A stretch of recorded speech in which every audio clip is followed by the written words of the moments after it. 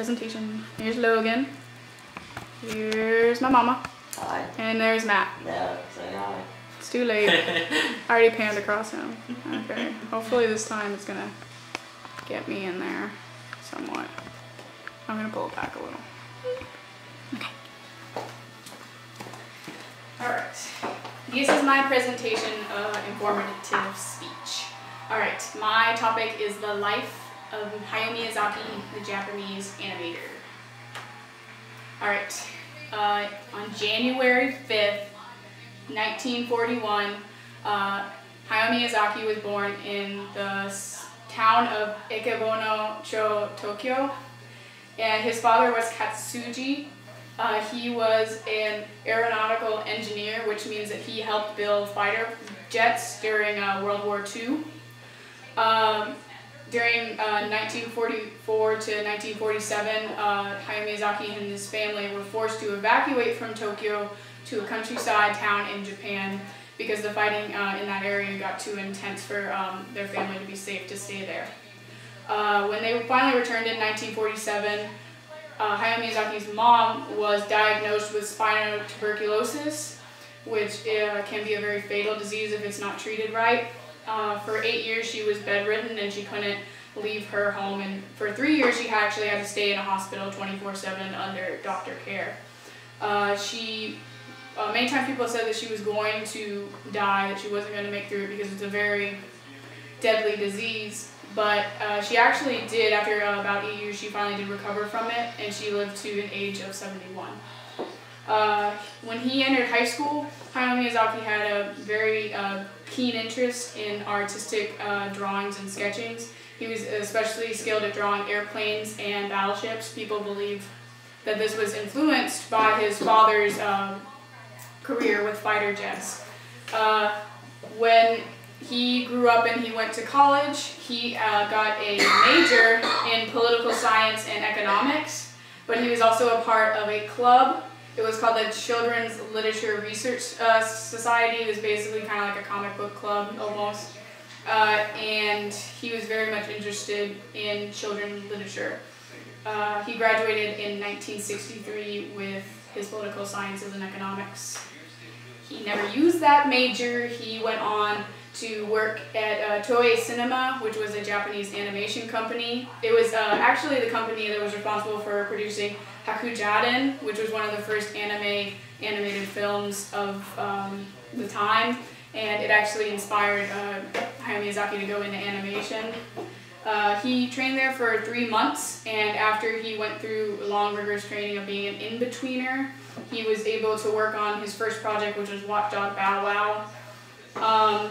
Then he met 2 people while he was working in this animation company. The first was Isao Takahata, and he became very close friends with them. Here's a picture of them when they were young. That's Isao, and that's Hayao Miyazaki. He also met Akemi Ota, and they started dating in 1964, and in 1965 they were married. They had 2 children, Goto Miyazaki and Keisuke Miyazaki. Goto actually went on when he got older to follow in his father's footsteps and became an animator. Keisuke became more of a landscaper, groundskeeper. In 1971, Hayao left with his friend Takahata to work at A-Pro Studio, but he didn't stay there very long, and soon they transferred to Zuio Pictures, where Hayao got his first chance to be a writer and animator for his this first film, Panda Go Panda. Then, a year later, he was allowed to be a director for the first time for an animated TV series, Future Boy Canon. Tokyo Movie Shinsa was the first company that allowed Hayao Miyazaki to come on as a director, and he did Lupin the Third, which was a series based off of a manga. In 1984, Miyazaki got his second chance to be a producer, and he produced the film Nausicaa in the Valley of the Wind, which got great reviews. In 1985, Takahata and Hayao Miyazaki branched off from being kind of real estate, freelance animators, and they created their own Studio Ghibli. And the first film they released together was called Laputa Castle in the Sky. Then later on they would go on to release good films such as My Neighbor Totoro, which became their mascot, the character in the movie, Kiki's Delivery Service, Poco Rosso, and Whispers of the Heart.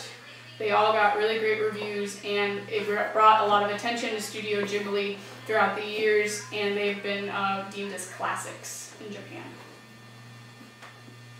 In 1996, Disney signed an agreement with Hayao Miyazaki, because up until this point, even though he had been growing fame as an animator throughout Japan, he wasn't really internationally well known, but he got attention from Disney, and so they signed a release deal with him that they would be allowed to take his films and translate them and release them in America with his permission.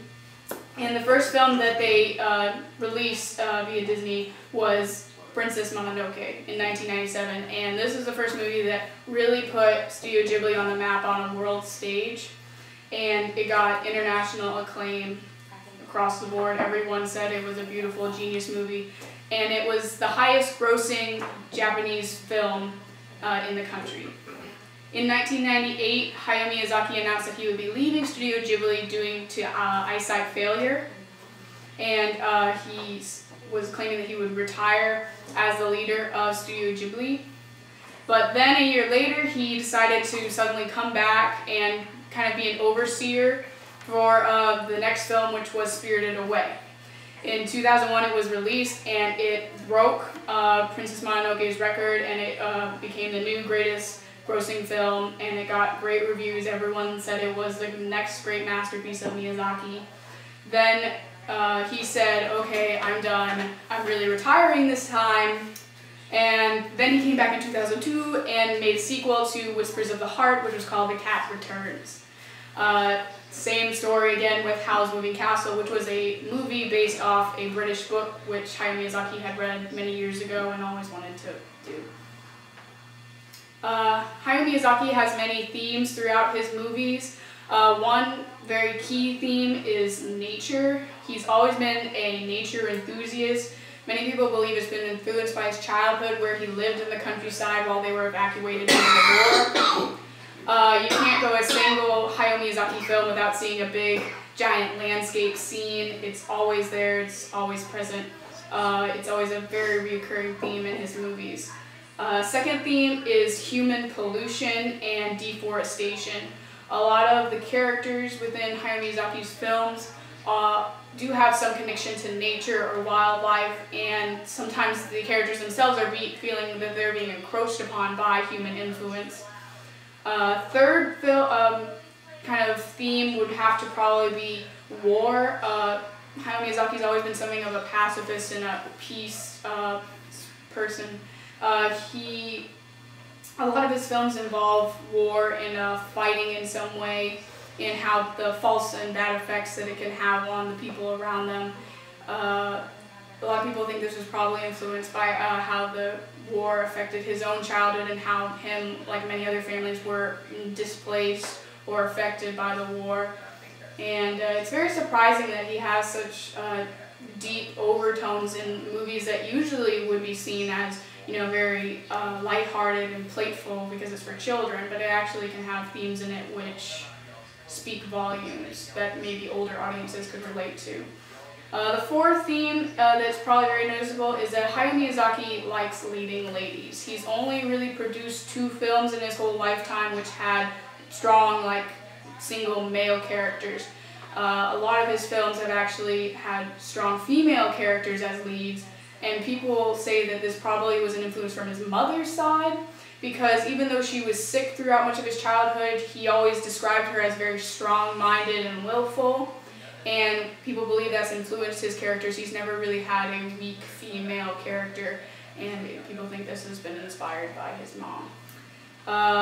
Hayao Miyazaki has been deemed probably the Walt Disney of Japan, but he doesn't like that title. He believes that he's his own creator, his own storyteller, and he doesn't really like being compared to, or reviewed as being similar to anybody else. People, I think, who see his movies will always be touched by them, and even long after he's gone, he will always have a place as being one of the greatest animators of our time. Now I'm gonna stop. And